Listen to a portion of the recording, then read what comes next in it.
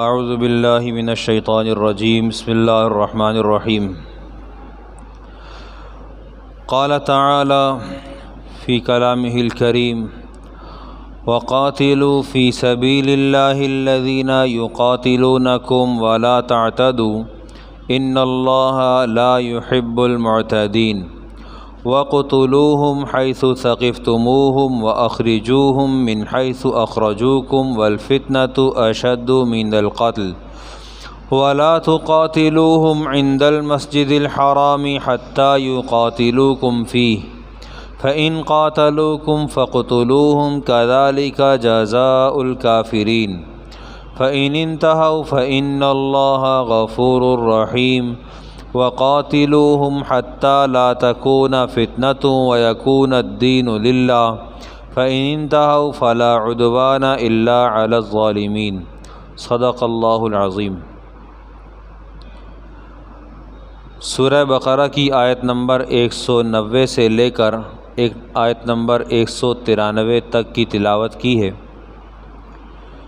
اس میں حق سبحانہ و تعالی ارشاد فرماتے ہیں وَقَاتِلُوا فِي سَبِيلِ اللَّهِ الَّذِينَ يُقَاتِلُونَكُمْ، ان لوگوں سے اللہ کے راستے میں قتال کرو جو تم سے قتال کریں، وَلَا تَعْتَدُوا، اور تجاوز نہ کرو، حد سے تجاوز نہ کرو، ان اللہ لا يحب المعتدین، بے شک اللہ تعالی پسند نہیں کرتے تجاوز کرنے والوں کو، زیادتی کرنے والوں کو۔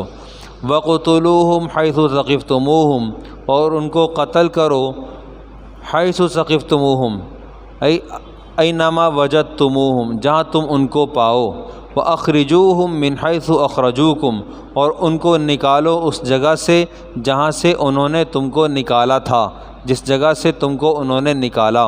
والفتنۃ اشد من القتل، اور فتنہ قتل سے زیادہ سخت تر ہے۔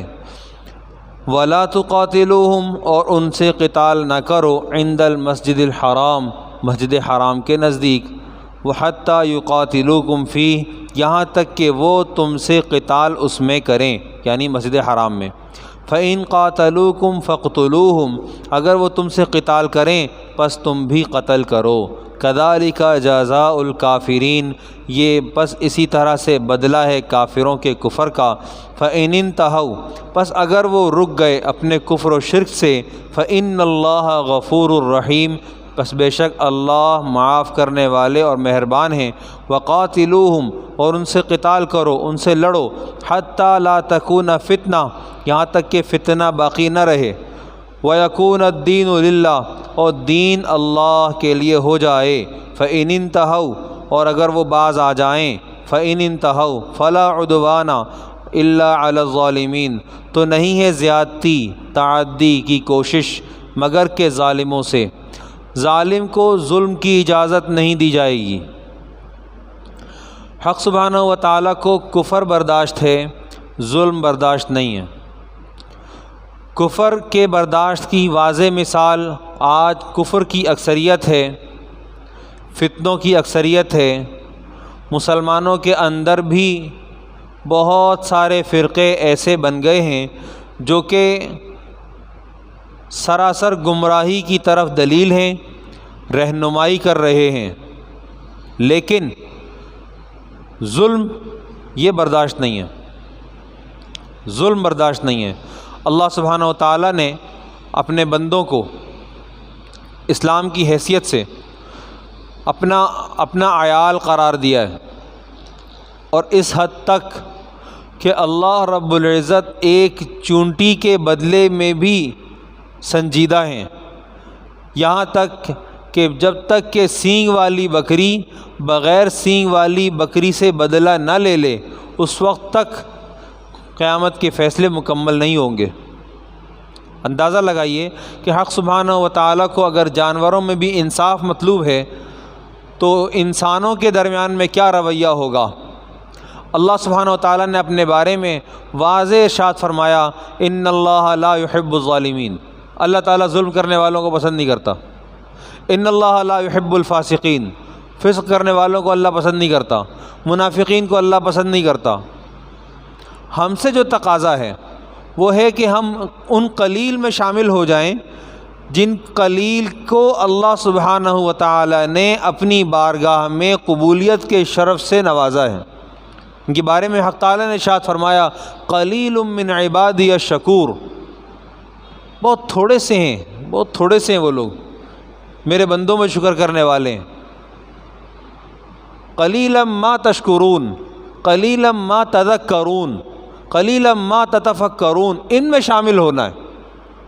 کثرت بہت ہے، کثرت میں نہیں جانا، قلت پہ جانا ہے، اور ان قلت والوں میں ہمیں شریک ہونا ہے۔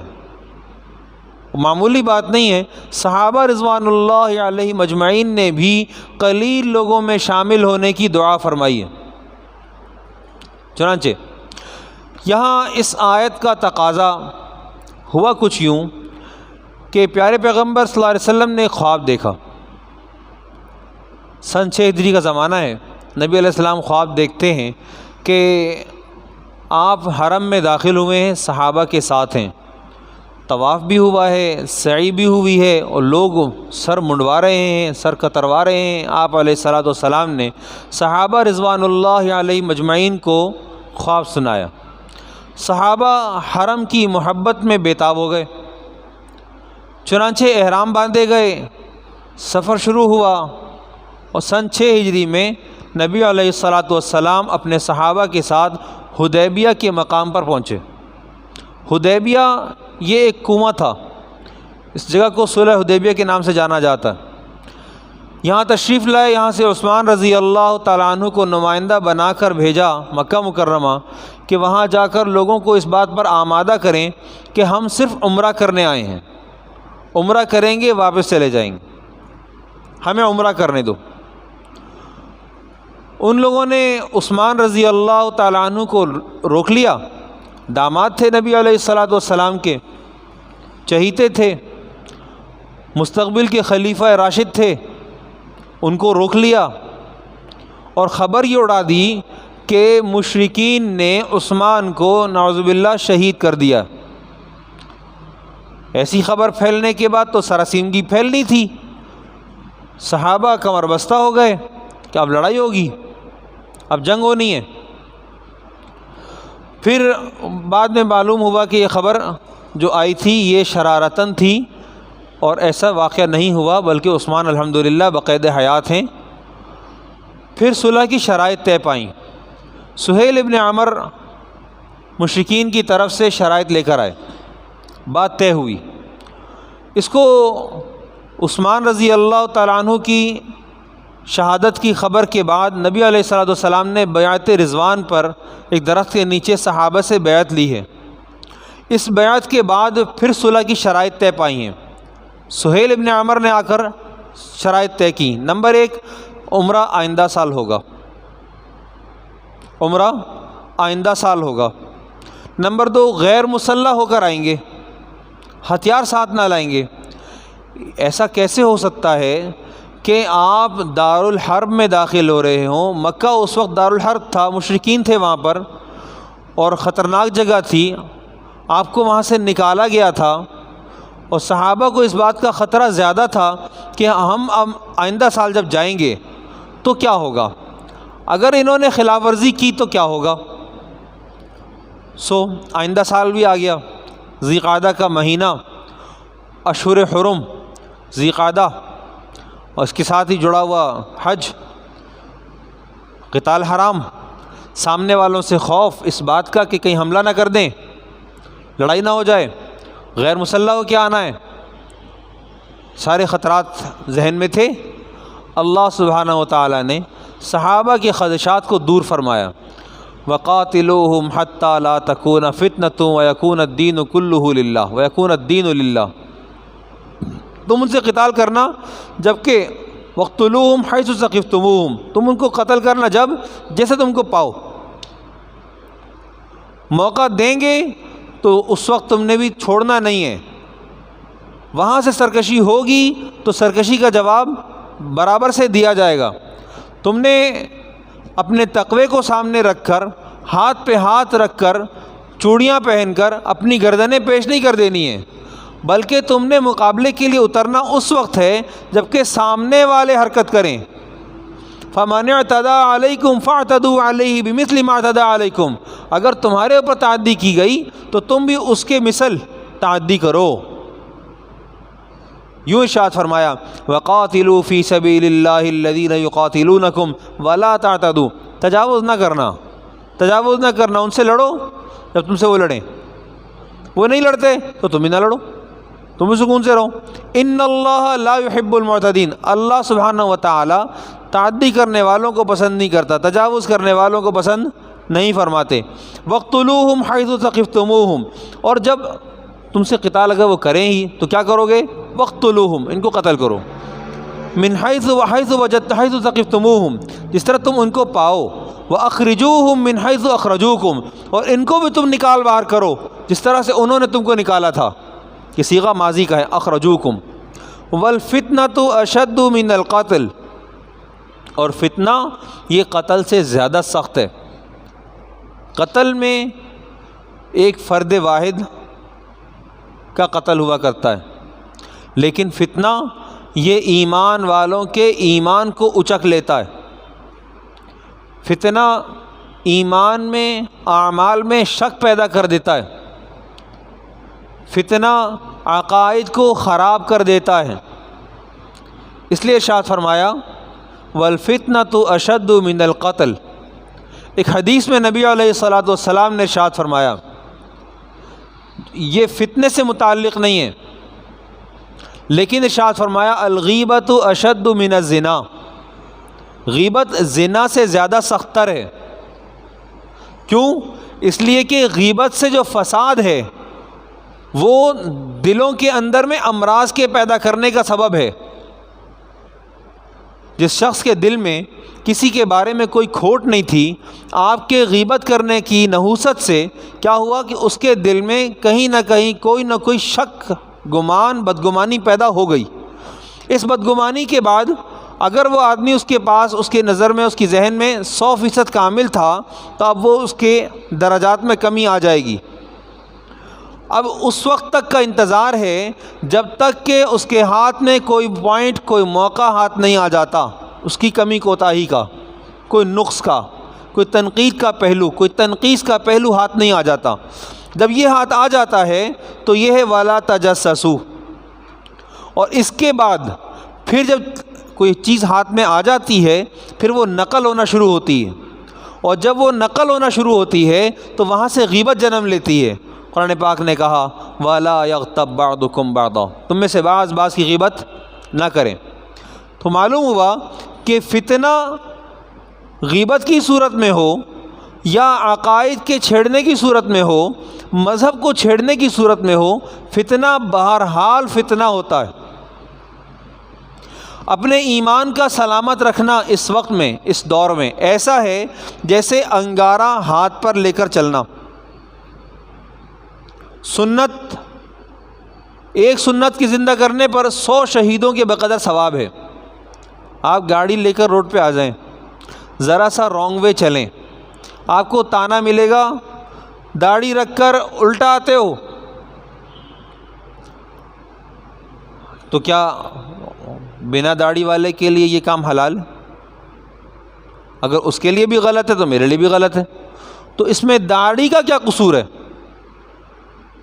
عمل کے اعتبار سے من حیث القوم من حیث الپاکستانی ہم سارے کے سارے ایک جیسے ہیں، ہم میں داڑھی، ٹوپی اور اس کے علاوہ کوئی فرق نہیں ہے۔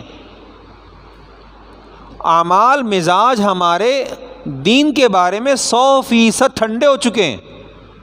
اپنے مذہب کو ہم نے اپنے ہاتھوں سے، اپنے گھروں سے دھکے دے کے باہر نکال دیا۔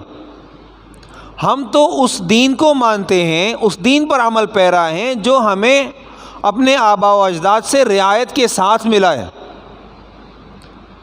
ہم تو اس دین پر عمل پیرا رہنے والے لوگ ہیں جہاں پر ہمیں ڈسکاؤنٹ ملتا ہے۔ ہم 100% عزیمت والے لوگ رہے ہی نہیں۔ پھر اگر ہم عزیمت پر نہیں ہیں اور ہم رخصت پر چلنے والے لوگ ہیں تو ہم عزیمت پر کب آئیں گے اور یہ دین کب زندہ ہوگا؟ نبی علیہ الصلاۃ والسلام نے ارشاد فرمایا الدین بدأ غریبا وسیعود غریبا، دین اجنبی تھا، اجنبی ہو جائے گا۔ ایک، اگر غریب کو اجنبی کے معنی میں نہ لیا جائے بلکہ کمزور کے اعتبار سے لیا جائے۔ یہ کمزور تو ابتدائے اسلام جو تھی وہ غربا سے تھی، اور اب اگر دین لوٹ کر سمٹ کر غربا میں چلا جائے تو ہماری ایلیٹ کلاس، ہمارا سابقین اولین کا طبقہ وہ کس جگہ کھڑا ہے؟ ہم کیا صرف اور صرف لبرلزم کے لیے دنیا میں آئے تھے، یا دین کو صرف اور صرف نماز تک محدود کر کے حق سبحانہ و تعالیٰ نے اتارا تھا؟ ہمارا دین تو بیت الخلاء سے لے کر، صبح اٹھ کر بیت الخلاء سے لے کر رات کو بستر پر جا کر سیدھی کروٹ تک سونے تک ہمارا دین ہے، ہماری عبادت ہے۔ ہمارا ایک ایک عمل، بیت الخلاء میں جانا، صبح کا اٹھنا، نبی علیہ الصلوۃ والسلام صبح اٹھتے ہیں، آپ علیہ الصلوۃ والسلام صبح اٹھتے ہیں، آپ کے سرہانے مسواک ہوتی، آپ پہلے مسواک فرماتے ہیں، آپ علیہ الصلوۃ والسلام اٹھ کر سورہ آل عمران کی آخری آیت، آخری رکوع، ان فی خلق السماوات، پورا تلاوت فرماتے ہیں، پورا مکمل تلاوت فرماتے ہیں۔ ہمارے علم میں بھی نہیں ہے کہ ہمارے حبیب محمد عربی صلی اللہ علیہ وسلم کا اپنا عمل کیا تھا۔ ہماری مسواک کی جگہ ٹوتھ پیسٹ آ گیا۔ نبی علیہ الصلوۃ والسلام کو جبریل امین نے مسواک کے بارے میں اتنی تاکید فرمائی کہ آپ علیہ الصلوۃ والسلام کو خدشہ ہوا کہ کہیں مسوڑے گر نہ جائیں، کمزور نہ پڑ جائیں۔ اتنا آپ کو پڑوس کے بارے میں جبریل امین نے اتنا کہا کہ کہیں آپ کو خطرہ ہوا کہ ایسا نہ ہو کہ پڑوسی کو وارث بنا دیا جائے۔ اس حد تک پہنچا دیا کہ پڑوس میں اگر مکان بک رہا ہے تو بیچنے والے کو چاہیے کہ پہلے برابر سے پوچھے، تمہیں تو نہیں چاہیے، میں بیچ رہا ہوں، شفے کا حق ہے۔ آپ پنڈی باروں بار نہیں بیچ سکتے ہیں، شریعت منع کرتی ہے، اس کو شفے کا حق دیا ہے۔ آپ بتائیے، ایک راستہ ایک ہو، ایک گھر میں نل کا پانی ایک آتا ہو، اس کو شفے کا حق ہے؟ یہ اسلام ہے۔ ہو سکتا ہے وہ پاؤں سمیٹے بیٹھا ہوا ہو، اس کو چاہیے، آپ چھوڑنا چاہ رہے ہیں، آپ اس سے بات کریں، اس کا حق زیادہ ہے باہر والے کی بنسبت۔ اور فساد سے بچنے کے لیے بھی ضروری ہے، جیسے کوئی ایسا آدمی اس محلے میں آ جاتا ہے جو کہ اس آبادی کے اعتبار سے، اس خاندان کے اعتبار سے، اس برادری کے اعتبار سے ناقابل قبول ہے، اور وہ آپ کی غلطی کی وجہ سے یا آپ کے دو پیسے کی لالچ کی وجہ سے آ جاتا ہے، تو یہ اس محلے کا تو امن برباد ہو گیا۔ اسلام نے ہر جگہ ہر ایک کی رعایت رکھی ہے۔ ہم سارے کے سارے مذہب کے پابند تھے اور ہیں، اور ہمیں کیا کہا؟ الدنیا سجن المؤمن و جنت الکافر، دنیا مومن کے لیے قید خانہ ہے۔ صحابہ لڑنے کے لیے آ سکتے ہیں، عمرے کا احرام باندھا ہوا ہے تو کیا ہے، تلوار ساتھ لے کر آئیں، قوت اگر تمہارے پاس ہے تو ہمارے پاس بھی ہے، تم اگر عرب ہو ہم بھی عرب ہیں، لڑنا کون سا مشکل کام ہے؟ اور ہمارے نزدیک تو موت زیادہ محبوب ہے، ہم تو اللہ کی ملاقات کے لیے ترس رہے ہیں، تڑپ رہے ہیں، لیکن معاہدے کی پاسداری ہے۔ تشویش ہے ذہنوں میں کہ اگر حملہ ہوا تو کیا ہوگا، اور اس سے پہلے میں بدر گزر چکی ہے، دوسرے سال میں ہجرت کے، پھر دوسری جنگ احد گزر چکی ہے تیسرے سال میں، خندق گزر چکی ہے 5ویں سال میں، لڑ چکے ہیں، اپنے آپ کو آزما چکے ہیں، اپنے ایمان کی حرارت کا پتہ بھی ہے۔ مسجد تو بنا دی شب بھر میں ایمان کی حرارت والوں نے، من اپنا پرانا پاپی تھا برسوں میں نمازی بن نہ سکا۔ ہمارے پاس اتنی فرصت نہیں ہے کہ ہم اللہ سبحانہ و تعالیٰ کو نماز ہی کا وقت دے دیں، اتنی فرصت ہمارے نوجوان کے پاس نہیں ہے۔ کام ہوتا ہے، صرف پیٹ کے لیے دنیا میں نہیں آئے تھے، یہ بھی تو پیٹ تھا صحابہ کے ساتھ جڑا ہوا۔ عمرے کی عبادت وہ بھی فرض نہیں تھا، نفل تھا، حج فرض نہیں ہوا تھا۔ بیت اللہ کی محبت، آج ہم سے کہا جائے کہ بیت اللہ چھڑانا ہے، ہم سے کہا جائے کہ کورونا وائرس سے نجات کے لیے آگے بڑھنا ہے، ہم نے کیا اقدام کیا؟ بات ذرا دور تک جائے گی لیکن ایک لمحے کے لیے قرآن پاک میں حق سبحانہ و تعالیٰ نے ارشاد فرمایا وَأَعِدُّوا لَهُم مَّا اسْتَطَعْتُم مِّن قُوَّةٍ، یہاں بات قتال کی ہو رہی ہے اور میں بات قتال کی کر رہا ہوں۔ نبی علیہ السلام پر آیات آئیں وَأَعِدُّوا لَهُم مَّا اسْتَطَعْتُم مِّن قُوَّةٍ مِّن رِّبَاطِ الْخَيْلِ تُرْهِبُونَ بِهِ عَدُوَّ اللَّهِ وَعَدُوَّكُمْ وَآخَرِينَ مِن دُونِهِمْ لَا تَعْلَمُونَهُمْ اللَّهُ يَعْلَمُهُمْ، تم اپنے سامنے والے کے لیے اپنی قوت کو جمع کرو، جتنی تمہاری استطاعت ہے تیاری رکھو۔ ہم نے کیا کیا؟ ہم حلال حرام جائز ناجائز اور مختلف کھانوں کے ذائقوں کے اندر ہی مست رہے۔ ہمیں پتہ نہ چلا کہ ہماری نہاریاں، ہماری بریانیاں، ہمارے کباب اور تکے یہ سارے کے سارے آخرت میں ہمارے ساتھ نہیں جائیں گے، اللہ پاک نے وہاں الگ انتظام کر رکھا ہے۔ لیکن اس ساری لذتوں کی آڑ میں کیا ہوا؟ مسلمان غافل ہو گیا اور مد مقابل نے بھرپور تیاری کی۔ اس نے ہمارے اوپر ہتھیار سے ہٹ کر دو طرح کی جنگ اس وقت مسلط کی ہوئی ہے، ایک بایولوجیکل وار کورونا کی شکل میں، ڈیلٹا کی شکل میں اور دیگر۔ نمبر 2، اس نے ہمیں میڈیا کے اعتبار سے دبا لیا ہے۔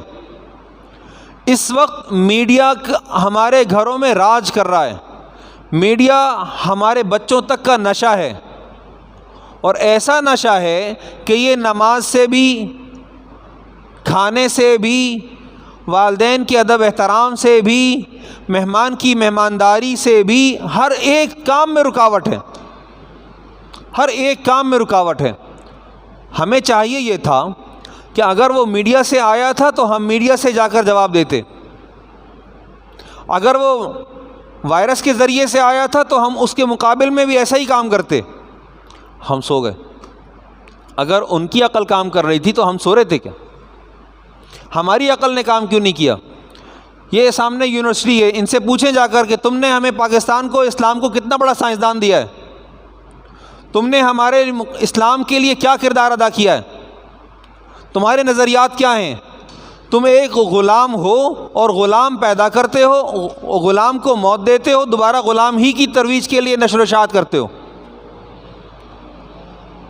اپنے آپ کو ٹٹول کر دیکھیں کہ ہم نے اپنے ماضی سے لے کر اب تک 47 سے پاکستان آزاد ہوا ہے، کوئی ایسا کام ہم نے 1 انچ زمین فتح کی ہو، 1 انچ چھوڑ کر تو آئیں، لے کر نہیں آئیں، چھوڑ کر آئیں، لے کر نہیں آئیں۔ سرحدات کا جائزہ لے لیں، ہم کیسے مسلمان ہیں؟ صدر نکسن نے جب وہ رشیا سپر پاور تھا، امریکہ بن چکا تھا لیکن اس نے اعلان نہیں کیا تھا، تو اس وقت اس نے کہا تھا کہ جی ہم سپر پاور بن چکے ہیں لیکن ہمیں اس مسلمان کا انتظام کرنا ہے، یہ سو رہا ہے، یہ سویا ہوا شیر ہے، یہ سو رہا ہے، یہ سویا ہوا شیر ہے۔ آپ دیکھیے اس نے ہمارا انتظام کیا ہے۔ پاکستان سے باہر آپ سعودیہ چلے جائیں، 100 ریال میں 2 GB دیتے ہیں آپ کو، 2 GB انٹرنیٹ 28 دن کے لیے، ٹھیک ہے، 2 GB۔ اور آپ پاکستان میں دیکھیں، وہاں کے ریٹ دیکھیں، پاکستان کے کتنے بنے؟ 2200-2300 روپے بن گئے۔ پاکستان کا دیکھیں، 1000 روپے میں آپ کو فیس بک کے لیے الگ ڈیٹا دیتے ہیں، واٹس ایپ کے لیے الگ دیتے ہیں، minute off net on net الگ دیتے ہیں، اور آپ سے کہتے ہیں شاباش لگے رہو، ساری رات بات کرنا۔ انہوں نے کام کیا ہے تو ہم نے کیا کیا ہے؟ اپنے کام کے اوپر ہمارا ہوم ورک کیا ہے؟ اسلام کی مناسبت سے ہمارا ہوم ورک کیا ہے؟ ہم ٹٹول کر دیکھیں تو میں سمجھتا ہوں مجھ سمیت ہم میں کا ہر شخص اپنی اپنی جگہ پر مجرم ہے، مجھ سمیت ہم میں کا ہر شخص اپنی اپنی جگہ پر مجرم ہے۔ ہم ٹٹول کر دیکھیں، ہم اب تک اللہ کے کلام پر، قرآن پاک پر لوگوں کو لے کر نہیں آ سکے۔ تفاسیر علماء کرام نے کیا صرف علماء کے لیے لکھی تھیں، یا علوم کو سینوں سے نکال کر کرتاس پر منتقل کر کے کتاب بند کر کے رکھ دی اور پھر اس کو گوگل پر اٹھا کے منتقل کر دیا کہ یہ آسان سرچ ہے؟ صرف اور صرف کیا قرآن پاک علم کا خزانہ تھا، معلومات تھیں یا معمولات بھی تھے؟ قرآن پاک تو ایک تحریک ہے، قرآن پاک تو ایک نظام ہے۔ ہمارا عدالتی نظام کرپٹ، ہمارا معاشرتی نظام کرپٹ، ہمارا معاملات خطرناک حد تک بگڑا ہوا۔ پیسے کھا جاؤ، دینے کب ہیں؟ کھاتے پیتے دے دیں گے۔ اخلاق ہمارے، ہم اخلاق میں اتنی پستی کا شکار ہیں کہ ہمارے اندر ایثار نام کی کوئی چیز پائی نہیں جاتی۔ کیا قربانی ہے ہماری؟ اسلام تو قربانی سے پھیلا ہے۔ میں اتنی قربانی دینے کو تیار نہیں ہوں کہ میں اپنے سے بعد میں آنے والے کو پہلے راستہ دے دوں۔ میں اگر اتنی قربانی کے لیے تیار نہیں ہوں تو یہ کیسے ہو سکتا ہے کہ میں خود اپنی ذات کو پیچھے رکھ کر دوسرے کو موقع نہیں دے سکتا؟ تو اسلام کیسے ترقی کرے گا؟ ہمارے وجود میں اسلام کیسے زندہ ہوگا؟ ہمارے اخلاق میں پیارے پیغمبر صلی اللہ علیہ وسلم کے اخلاق کیسے نمایاں ہوں گے؟ یہ ممکن ہے؟ یہ گھر بیٹھے کام نہیں ہوتا، گھر بیٹھے یہ کام نہیں ہوتا۔ پہلے اپنی ذات کو کوٹنا مارنا پڑتا ہے، اور اگر اس بات پر ہم آمادہ نہیں ہیں تو یاد رکھیے کہ یہ آگ چل کر ہمارے گھروں کو خود آ رہی ہے۔ ہمیں آگ لینے جانے کی ضرورت نہیں ہے، جس حد تک آ چکی ہے وہ ہمارے سامنے ہے، جو مزید آ رہی ہے اس کے ہمیں انتظار کی ضرورت نہیں ہے، لگ چکی ہے خود بھڑک جائے گی۔ صرف اس بات سے سمجھ لیں کہ پہلے مائیں جب کسی بچے کو وجود دیتی تھیں، جنم دیتی تھیں، تو وہ بچہ آدھے آدھے قرآن پاک کا حافظ ہوتا تھا، اس میں تقوی ہوتا تھا، اس ماں میں للہیت ہوتی تھی۔ وہ گھر کے جھاڑو پوچھے کے دوران میں کئی سپارے قرآن پاک پڑھ لیا کرتی تھی۔ آج کی عورت سے پوچھا جائے کہ 9 مہینے تم نے کیا کیا، تو اور کرتی کیا؟ میڈیا کے علاوہ اس کے پاس کام نہیں ہے۔ جب بچہ وجود میں آتا ہے اور تھوڑا سا وہ بولنا چالنا شروع کرتا ہے، اس کے ہاتھ میں موبائل پکڑا دیں وہ چلا پڑتا ہے۔ آپ کہتے ہیں بہت ذہین ہے ہمارا بچہ، تو ماں نے 9 مہینے کیا کیا تھا؟ اس کے اثرات نمودار نہیں ہوں گے کیا؟ یہ اس کے اثرات ہیں۔ پھر مائیں اتنی کام چور ہو گئی ہیں کہ بجائے اس کے کہ وہ امت کو مجاہد دینے کی بات کرتی، وہ امت کو ایسا متقی پرہیزگار دینے کی بات کرتی جس سے امت کی رہبری کا کام حق سبحانہ و تعالی لے لیتے۔ اب مشن فیل ہو گیا ہے، اب صرف توالد تناسل ہے۔ ہم سو گئے، ہم سو گئے ہیں، اور یہ دین ہماری زندگیوں سے نکل رہا ہے۔ اس کے مٹنے کو ہم دیکھ رہے ہیں، اس کو ہم زندہ کرنے والوں میں نہیں ہیں۔ کیسے زندہ کریں گے آپ؟ تحریک چلائیں، اپنے گھر سے کام شروع کریں۔ اپنے گھر سے آگ جلانا، دیا جلانا، یہ زیادہ آسان ہے بنسبت اس کے کہ گھر سے باہر جائیں۔ لیکن باہر والوں کا کام بھی چھوڑنا نہیں ہے، اس لیے کہ ہمارے ذمے امر بالمعروف اور نہی عن المنکر۔ ایک اہم کام خود کرنے کا ہے۔ جتنا ہمیں معلوم ہے تصدیق کے ساتھ کہ یہ دین پیارے پیغمبر صلی اللہ علیہ وسلم کا ہے، اور یہی عمل جو مجھ سے سرزد ہو رہا ہے یہ اصل ہے، اس کو گھر والوں کے سامنے بھی کیا جائے اور ان کو بتا کر کیا جائے کہ میرے نبی محمد عربی صلی اللہ علیہ وسلم کا عمل یہ تھا اور یہ ہے، آپ بھی کریے، آپ کو بھی ثواب ملے گا۔ تحریک چلانی پڑے گی۔ دیکھیں بعض کام ترغیب سے ہوتے ہیں، بعض کام ترہیب سے ہوتے ہیں۔ ترہیب مطلب ڈرانا۔ اب ترغیب اور ترہیب کے بعد اب کچھ کام عمل کے کر کے دکھانے کے رہ گئے ہیں، اب عملی محنت کی ضرورت ہے۔ اللہ سبحانہ و تعالیٰ سے دعا ہے اللہ سبحانہ و تعالیٰ کما حق عمل کی توفیق عطا فرمائے۔ وآخر دعوانا الحمد للہ رب العالمین۔